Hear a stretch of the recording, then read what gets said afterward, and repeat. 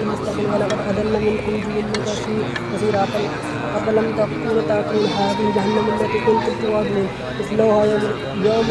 دوستو شب برات میں اکثر لوگ اپنے گھر میں قرآن خوانی کرواتے ہیں، قرآن پڑھواتے ہیں اور فاتحہ بھی کرتے ہیں اور اپنے مرحومین کے نام پر ایصال ثواب کرتے ہیں۔ لیکن دوستو سوال یہ پیدا ہوتا ہے کہ کیا شب برات میں اپنے مرحومین کے نام پر قرآن خوانی کروانا جائز ہے یا ناجائز، حرام ہے یا حلال، اور کیا ایسا کرنے سے ہمارے مردوں کو ثواب پہنچتا ہے؟ تو کچھ لوگ کہتے ہیں کہ ایسا کرنا جائز نہیں، اور کچھ لوگ کہتے ہیں کہ شب برات میں اپنے مرحومین کے نام پر ایصال ثواب کرنا جائز ہے اور ایسا کرنے سے مرحوم تک اس کا ثواب پہنچتا ہے۔ تو دوستو کیا ہے حقیقت، پوری تفصیل ہم آپ کو قرآن و حدیث کی روشنی میں بتائیں گے انشاءاللہ۔ تو دوستو پہلے کچھ مولانا کا بیان آپ اس سلسلے میں سن لیجئے کہ کون اس بارے میں کیا کہتا ہے۔ ختم قرآن کروانا کیسا ہے؟ قرآن خوانی کی دو قسمیں ہیں۔ ایک قرآن خوانی وہ ہوتی ہے جو دکان مکان میں برکت کے لیے ہوتی ہے، نیا گھر بنایا آپ نے تو آپ چاہتے ہیں برکت کے لیے اس میں قرآن خوانی ہو جائے۔ یہ ایصال یہ ثواب کے لیے نہیں ہوتی بلکہ کس کے لیے ہوتی ہے؟ برکت کے لیے۔ تو برکت کے لیے جو کام کیا جاتا ہے نا اس کو رقیہ کہتے ہیں۔ رقیہ جیسے کسی بیمار کے لیے آپ کوئی چیز وظیفہ پڑھ کے پھونکتے ہیں اس پہ یا ویسے ہی پڑھتے ہیں، تو رقیہ جو ہے نا یہ عبادت نہیں ہے، یہ دوا ہے، اور دوا کے لیے قرآن و سنت سے ثبوت ہونا ضروری نہیں ہے۔ تو اگر کوئی دکان یا مکان میں برکت کے لیے قرآن خوانی کرواتا ہے تو چونکہ یہ رقیہ ہے اس لیے جائز ہے، اگرچہ نبی کے دور میں یہ نہیں تھا، بشرطے کہ اس کو سنت نہ سمجھا جائے۔ اور اگر کوئی میت کے مرنے کے بعد ایصال ثواب کے لیے قرآن خوانی کرواتا ہے تو یہ رقیہ نہیں ہے بلکہ عبادت ہے نا، اس کے لیے ثبوت چاہیے اوپر سے، اور وہ ثبوت ہمارے پاس نہیں ہے قرآن و سنت سے، صحابہ سے کبھی نہیں دیکھا کہ حضرت ابو بکر کا انتقال ہوا تو آپ نے دیکھا کہ حضرت عمر نے قرآن خوانی کروائی ہو۔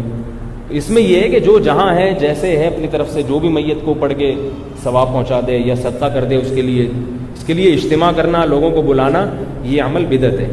اور یہ جس نے کہا کہ مرحومین کو قرآن بخشنے کا کوئی فائدہ نہیں ہے، آپ صدقات کریں تو وہ الگ ہے، یہ ایک الگ ذہن ہے۔ یہ امام شافعی رحمۃ اللہ علیہ کے جو پیروکار ہیں ان کا ایسی ذہن ہوتا، لیکن ہم احناف جو ہیں ہمارے نزدیک بکثرت دلائل موجود ہیں کہ قرآن پڑھ کے بھی بخشیں گے تو انشاءاللہ اس کا ثواب حاصل ہوتا ہے، تو بالکل بے فکر ہو کے کریں، ثواب ملے گا۔ صاحب میرا سوال یہ ہے کہ میں ایک طالب علم ہوں، مدرسے میں ختم پڑھوانے کے لیے لوگ لے جایا کرتے ہیں، کیا ختم پڑھوانا جائز ہے؟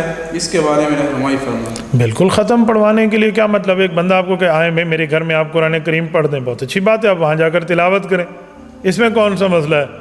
دیکھیں بندہ بیان کرنے کے لیے جاتے ہیں، آج فلاں جگہ بیان کر دیں، فلاں جگہ مسئلہ سنا دیں، فلاں جگہ، تو اگر دینی کام کے لیے جاتے ہیں تو اس پہ اجرت مجرت طے نہ کیا کریں، باقی آپ وہاں جائیں، آپ وہاں پہ جا کے بالکل قرآن کریم پڑھیں، گھر سے پڑھ کے بھی ثواب بخش سکتے ہیں، وہاں نہ جائیں تو بھی ثواب جاتا ہے، اور اگر جانا پڑھ بھی گیا ہے تو پھر آپ جا سکتے ہیں، اس کو آپ یوں نہ سمجھیں بھی یہ کوئی حرام ہو گیا یا غلط ہو گیا۔ دوستو اس ویڈیو کو آپ نے پورا دیکھا اور سنا۔ دوستو شب برات میں اپنے مرحومین کے نام پر اپنے گھر میں ایصال ثواب کرنا، قرآن خوانی کروانا، فاتحہ کروانا اور ان کے نام پر اس کا ثواب پہنچانا یہ جائز ہے، اور اس کا ثواب یعنی قرآن خوانی پڑھنے کا ثواب ہمارے مرحوم تک پہنچتا ہے۔ اور دوستو اگر اللہ تبارک و تعالی چاہے تو اسی کے صدقے طفیل ہماری مرحوم کی بخشش بھی فرما دے۔